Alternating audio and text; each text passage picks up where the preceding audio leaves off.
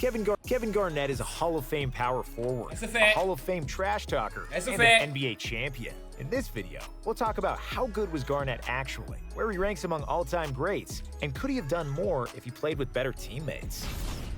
Before the Better NBA, teammates. Kevin Garnett was born in the countryside, in rural South Carolina, where segregation was still an everyday thing. After a racial incident he wasn't a part of, Kevin was accused by association, so he moved to Chicago for his senior year to I live in South Carolina right now. I'm from North Carolina, bro. Hey, it still goes on today.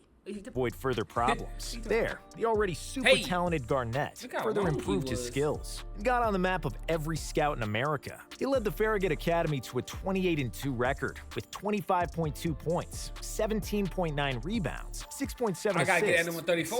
6.5 blocks, 6.5. on 67% shooting. He was named the National High School Player of the Year by He averaged 6 point, bro. He averaged 7 blocks. Yo, hold on. Did that stat come out right, or is he lying? 2 points, 17.9 rebounds, 6.7 assists, and 6.5 blocks. I see why he on came straight out of high school. 67% shooting. Yeah. He was named the National High School Player of the Year by USA Today, Illinois Mr. Basketball, and was also the MVP of the McDonald's All-American game. His speed, agility, Ugh, oh my athleticism, God. and coordination were mesmerizing for a 6'11 forward. And with an enormous 7'5" wingspan, Kevin looked like an alien on the court. He was also tough as nails, and his passion for the game could be seen from afar. Chicago shaped me as a player. I went on all the best courts, places where you're not afraid of losing basketball, but life. No one got fouls. In those circumstances, But I realized life. for the first time that there is no mercy on the court, and you have to be a beast. That Kevin didn't sound really real. want to go directly to the NBA league, as Daryl Dawkins and Moses Malone did before him. He wanted to play in big college games, in packed arenas where he would be one of the best players. The biggest obstacle was the insufficient number of points on the SAT test. So Yeah. Kevin had only one choice, to go directly to the NBA and play with the best players in the world. Hey, SAT, what? Hey, look at him, bro. Look at young Kevin Garnett, bro. Look at him, man. When he was supposed to make a decision on an agent, he was 7 hours late to a meeting on purpose. Many agents called me, played games, made promises. Now it's my turn. I'm the one playing the game. I'm a player, not them. I don't let them have an advantage over me. I'd rather kill you than let you have an advantage over me, said the guy who was finishing high school at the time. And that's exactly how he played. said, "I'm If gonna you wanted to kill get the you." better of him, you better be Nah, on your A KG game, was because wild. you knew that KG was trying to kill you. The agent who didn't mind his tardiness was Eric Fleischer, and it was Fleischer who set up a workout in front of 13 teams who had the lottery picks in the 1995 draft. On his way back from Garnett's workout, Timberwolves general manager Kevin McHale talked in the car with the head coach Flip Saunders. This kid is fantastic. His energy is something I haven't seen before. We are taking him in the first round. They both agreed. Just an hour before the 1995 NBA draft, Garnett received a call from his high school coach, who read him the results of the SAT. "You passed, Kevin. It's too late for that now," Garnett replied shortly. 1 hour later, he was selected. Hold on, bro. So he didn't even know if he passed or not. He just thought he was gonna fail. He was like, "Fuck it, I'm gonna go to the league." That is crazy, insane. And they start doing the NBA job where they put all the people back that all they did in these years. Now you know how they got all the execs and stuff back there during the draft. They gotta do that. They gotta With the bring that 5th back. pick by the Timberwolves, where he'd spend the next 12 years of his career. Minnesota, and the largest contract in history. As a rookie, it didn't take long for Kevin to establish his presence. He became a starter after a few months, one of the best pound-for-pound young players in the league. Defensively, he was long and quick enough to hold off guards and wings, and yet wiry and strong enough to fight behemoths in the post. In his second season, Garnett was already named an All-Star, and because of his age, he got nicknamed All-Star the second Kid. season? Minnesota also traded for the draft rights of Stephon Marbury, a star point guard from New York, and this duo was supposed to be the future backbone of the team. After 8 years of existing as a franchise, the 20-year-old Garnett pushed the Timberwolves to their first playoff appearance, where they'd get swept by the Rockets in the first round. Despite the loss, Kevin Garnett had plenty of reasons to be happy, $126 million to be exact. In the 1997 offseason, Kevin's manager agreed to a 6-year, $126 million deal, the largest contract in the history of American team sports at the time. The media went crazy that the 21-year-old with 2 years of experience got such a deal. Some players, like Charles Barkley, were also furious. "What did I play for when unproven kids get this kind of money?"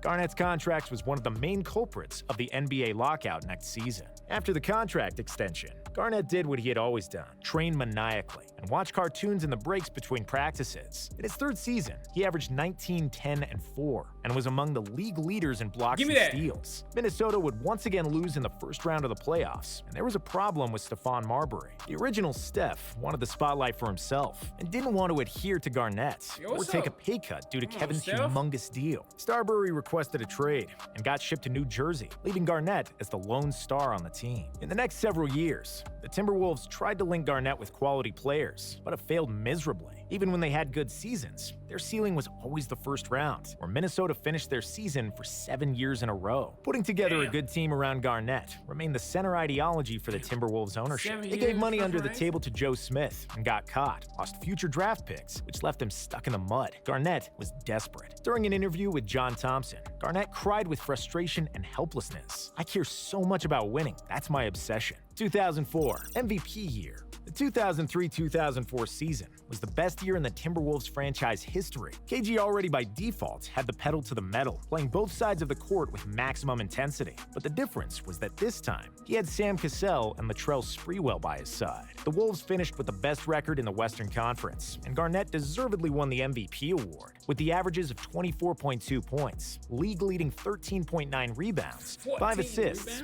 1.5 steals, and 2.2 blocks. KG was the Swiss Army knife who could do everything on the floor, and this was arguably the most versatile season by anyone ever. The Timberwolves finally broke the curse of the first round, where they beat the Nuggets in 5 games. In the next round, they faced an all-star power forward Chris Webber and his Sacramento Kings. The series would be decided in Game 7, where KG blew up Sacramento with 32 points and 21 rebounds, along with a monstrous 32 and 21?